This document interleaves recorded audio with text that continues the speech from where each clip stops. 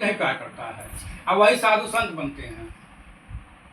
ये मैं नहीं, शास्त्र में लिखा है। बीच वालों को अधिकार कहीं नहीं मिला है, माँ बाप के कोई काम में उनको अधिकार नहीं मिला है, तो कहते कि जब हमारा कहीं अधिकार नहीं है तो हम साधु बन जाएं।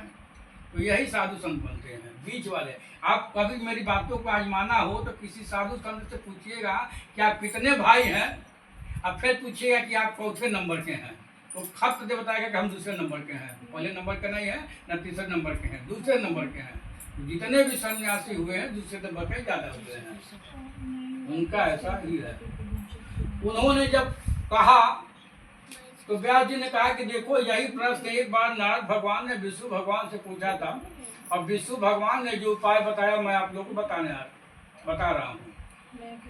नारद भगवान एक बार मृत्युलोक में आए और यहाँ पे घूम करके देखा कि लोग अनेक प्रकार के कष्टों को भोग रहे हैं। कोई अमीर है, कोई गरीब है, कोई लूला है, कोई लंगड़ा है, कोई अंधा है, कोई काना है। भगवान नारद को बड़ा कष्ट हुआ। उन्होंने कहा कि भगवान तो कहते हैं कि मैं पालन करता हूँ, पालन करता का मतलब माता पिता। अगर हमारे घर में लड़का लड़की दोनों पैदा हुए हैं और हम लड़के को दूध पिलाएं और लड़की को छाछ पिलाएं तो ये हमारी जो है गलत है, और ऐसा होता भी है। लड़कों को लोग दूध पिलाते हैं, लड़कियों को छाछ पिलाते हैं कि तुमको कौन सा बाहर जाना है। आज भी हमारे माता पिता ये दो आंखियां करते हैं, दो आंख कभी नहीं करना चाहिए। नारद भगवान को इस बात का कष्ट हुआ कि भगवान ने सबको एक जैसा क्यों नहीं बनाया, सबको अमीर बना दिए होते। ये जानने के लिए विष्णुलोक में गए, विष्णु भगवान को प्रणाम किया। विष्णु भगवान ने पूछा कि हे नारद बोलो कैसे आए हो। नारद भगवान कहे कि प्रभु आज मृत्युलोक में गया था और वहाँ के प्राणियों के कष्टों को देख करके बड़ा दुख हुआ।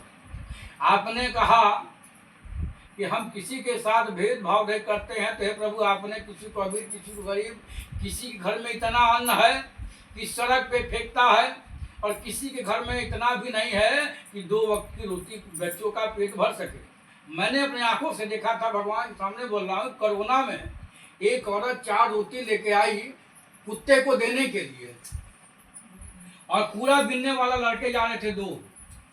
तो जब वो देखे कि पंडित जा रहे तो रुक गए सब। एक बोला रोटी खाओगे क्या, तो बोला कहाँ है एक जगह व्यवस्था।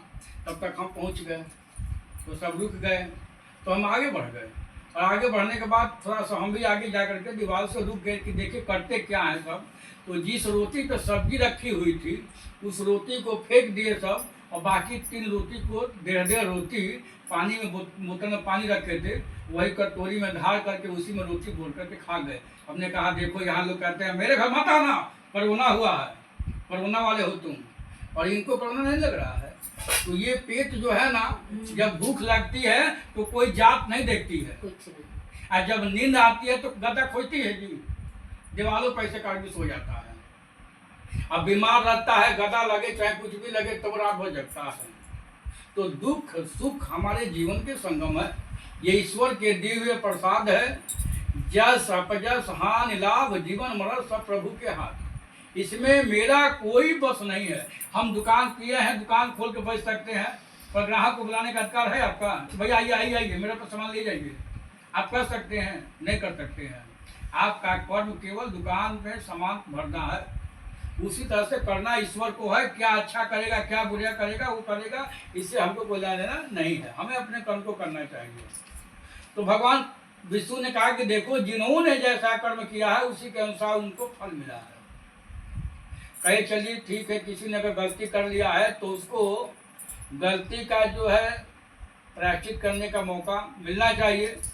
तो भगवान विष्णु ने कहा कि हाँ देखो, कलयुग का प्राणी यदि भगवान सत्यनारायण की कथा को सुनेगा, उनके व्रत को करेगा, तो उसके जीवन के सारे कष्ट दूर हो जाएंगे और मनोवांछित फल प्राप्त होगा।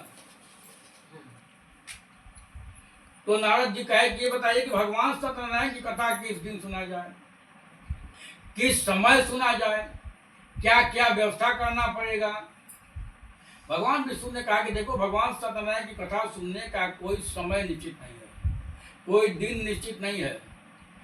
नवंबर की जनवरी का महीना था, रात के 2 बजे भगवान शालिग्राम को नहला दिए।